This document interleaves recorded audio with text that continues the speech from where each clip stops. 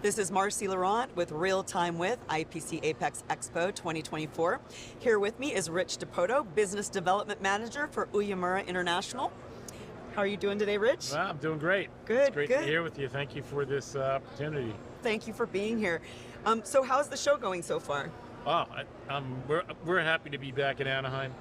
This is our corporate office right out here, so we get to get a lot of people here and have a lot of good discussions. So that's great. We're happy to be back here. That's great. Well, let's talk for a moment about final finishes.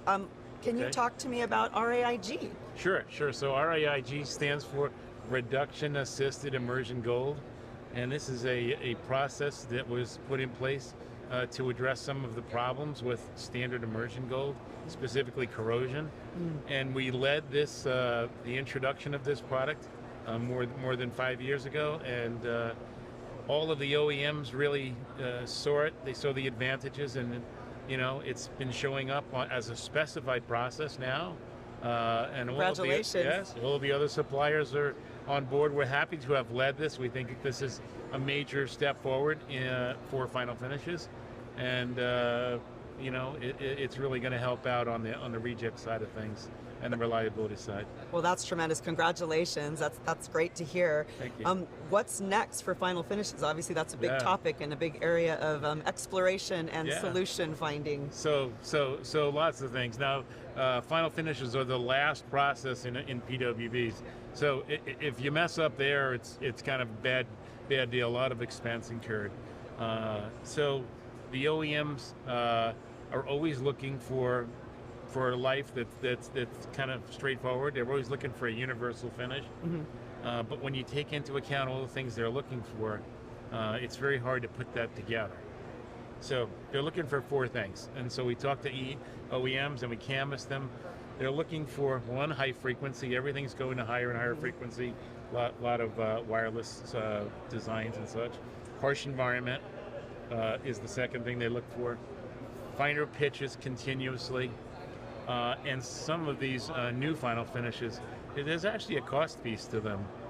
The substitution of palladium for nickel comes at a very high price. So even though price is never the driver in these process choices, it can be pretty significant on things. And so those are the drivers. So basically, what does that mean? If you look at and put all those together, we have to look at whether we can remove nickel from a classic ENIG or EPIG system. Although nickel is a great diffusion barrier and does really well, it is 200 microinches thick. And so that's in the vertical as well as the horizontal. And so the presence of that 200 microinches, as lines get smaller, spacing violations. So we've got to go with nickel systems, which includes EPIG, which is the substitution of palladium for nickel, IGEPIG, EPAG, all of these things.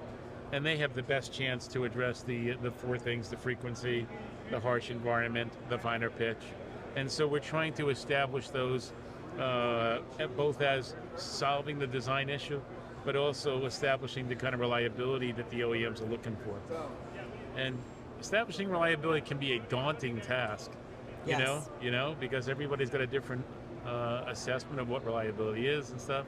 So it's a slow process. We're using the IPC to help out with that. We're using EPIG, which is a consortium for that. So we're trying to get the answers.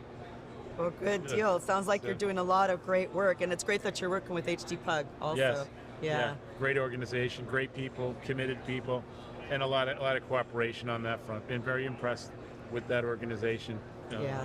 Cooperation and collaboration, that seems to be the way that we're going to move forward on some of these hard questions. I especially enjoy the, on that or three of the top suppliers on final finishes, and the professionalism and the collaboration across has been amazing. That is great to hear.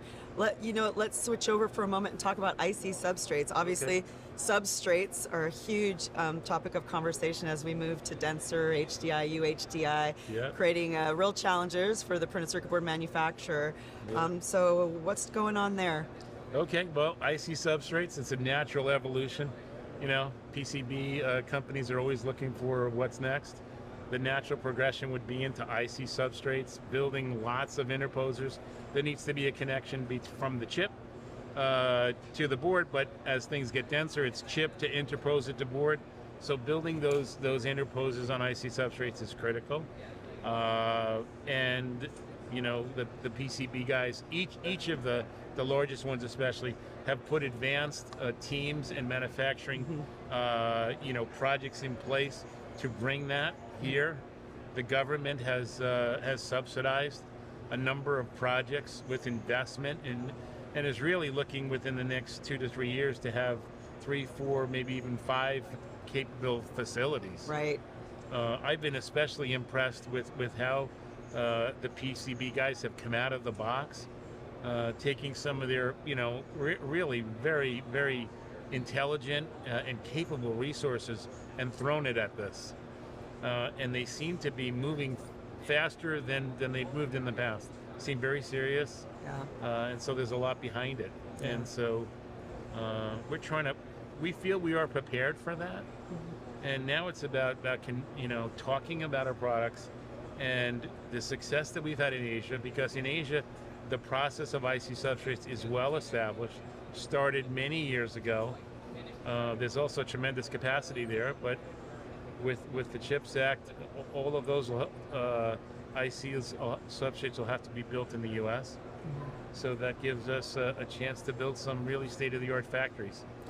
Yeah. We've been talking to some of the board fab guys about what's coming down the pipeline with their new expansions and DoD funding and substrates facilities. It's exciting stuff, and I would agree with you that it's impressive seeing what they're put behind it and how ready they seem to be and diving in. So it'll be exciting to watch for sure. How does MEC fit into the IC substrates conversation? Okay, a great question for us. So MEC is a specialty. The way to look at them is a specialty etching company. That's all really they sell is etchants. So every morning they wake up and figure out how to make better, more specialized etchants for the processes. We are well established, as I said, in Asia on IC substrates. MEC is also extremely well established there and has found these specialty etchants that fit each part of that process.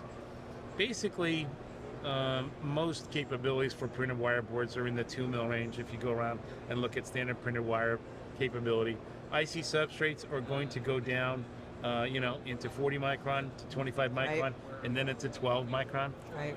So every question that we get asked is 12 micron, so half a mil. Yeah.